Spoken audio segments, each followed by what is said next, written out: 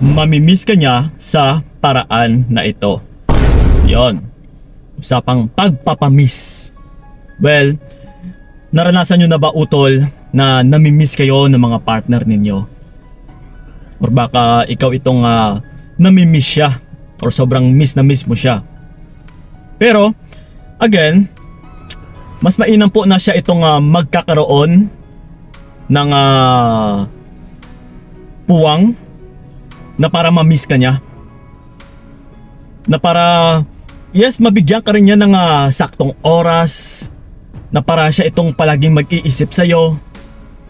Na para sa oras na kayo ay magkikita or mag-uusap is magkaroon siya ng panggigigil. Yes, magkaroon pa rin siya ng excitement. Na mas lalo pa rin siyang nagaganahan. So pero, ito ngayon, ang kailangan mo lang naman na gawin na simpleng mensahe or simpleng advice lang naman na palagi mo itong maririnig na kung minsan maririnig mo pa ito sa partner mo. Walang iba kundi yung magpamiss ka. Yes.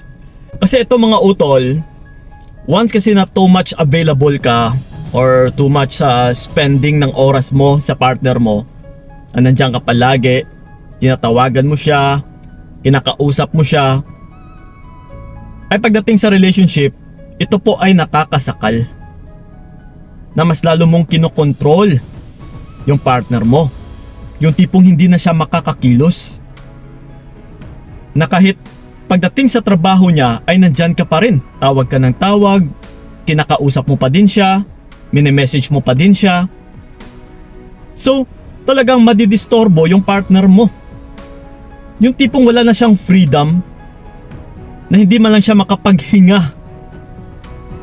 Yes, na parang hindi niya kasi maggagawa yung kagustuhan niyang gagawin eh. Dahil nandiyan ka palagi, nakabantay. So again utol, kapag ganito yung estilo or yung traits na pinapakita mo, ay talagang hindi ka mamimiss ng partner mo. And then, hahantong pa ito sa pagsasawa na mas madali kanyang pagsawaan. So 'di ba? Simpleng advice lang naman. Tayo nga kailangan mong tandaan, kundi yung magpamiss ka. Wala kang ibang gagawin utol, kundi mag-focus ka sa iyong trabaho, sa iyong sarili, sa iyong mga gawain. Wala nang iba, kundi para sa sarili mo. Kung siya mismo ay sobrang busy, magpaka-busy ka rin. Kasi kung hindi mo siya binibigyan ng oras palagi, talagang mamimiss ka ng tao or ng partner mo. Ito, simpleng salita lang naman ha. Paano ka mamimiss ng partner mo kung ikaw mismo ay nandyan palagi? So simple as that utol, na kailangan mong intindihin na uy, oo nga no. So paano ko siya mapapamiss sa akin? Paano ko siya mabigyan ng excitement para sa akin kung nandito naman ako palagi? So talagang yung kahahantungan pala nito is mas madali siyang magsawa. Yes. Ganun po yung pinaka-reality or yung fact na talagang mas madaling magsawa yung tao or yung partner mo kapag nandiyan ka palagi. And then yung isa pa dito na mangyayari or yung kahahantungan na mangyayari sa kanya is masasakal mo siya. Na dito pa talaga siya mas lalong lalayo sa'yo. Na maiirita na siya. Na babe, ano ba yan? May ginagawa pa ako dito. Mamaya ka na tumawag. And then ngayon, kung hindi ka niya kakausapin is magtatampo ka na. Diba?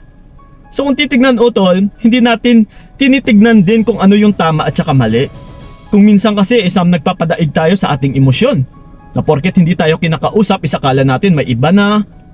Or wala na siyang gana sa atin. Pero kailangan din nating tignan na kung baka may pagkakamali din tayo. Or baka napasobra na tayo. Na hindi na pala or makakahinga yung partner natin. That's why kailangan mo siyang bigyan ng sarili niyang time. Or me time na tinatawag din kung minsan, di ba? So kailangan mong ibigayan sa kanya utol. Dahil kung nagmamahalan naman talaga kayong dalawa, yes, bigyan mo siya ng tiwala, hayaan mo siya. Uuwi at saka uuwi din yan sa'yo. Kukontak at saka kukontak din yan sa'yo. Mag-reach out yan utol. Kaya hayaan mo lang. No need mo nang bantayan, no need mo nang tawagan palagi. No need mo nang pagpuyatan na kailangan mo siyang i-video call hanggang magdamag. Na baka may gagawing kamalian o kasalanan. Kahit hayaan mo yan utol, yung taong manloloko kasi is mahuhuli at saka mahuhuli mo pa rin yan. Walang apoy na hindi umuusok. Trust me. Kahit ako yun ang teknik ko, yun yung estilo ko. Dati na kung may magloko man sa akin, hinahayaan ko lang kasi I know na kung the more na hahayaan mo is the more silang mabibisto ng mas mabilis. Yes. Kaysa binabantayan mo ay mas lalong magtatago yan. Mas lalong iiwasan ka. Mas lalo nilang gagawin ng patago. So kailangan iskampante ka lang, hayaan mo lang. That's why pagdating kasi sa relationship, yun ang pinaka-importante sa lahat-lahat. Yung mabigyan mo ng freedom yung partner mo, lalong-lalo na sa aming mga kalalakihan. The more kasi kaming pinaghihigpitan, ay the more kaming kumakawala. Okay? So yun ang po mga utol. Simpleng advice lang naman, kundi walang iba na para ma-miss ka niya, which is magpa-miss ka rin. So yun ang po ang maraming salamat. So ingat kayo. God bless and babush! Binigay ko lahat para wala kang masabi. Kaya nga hindi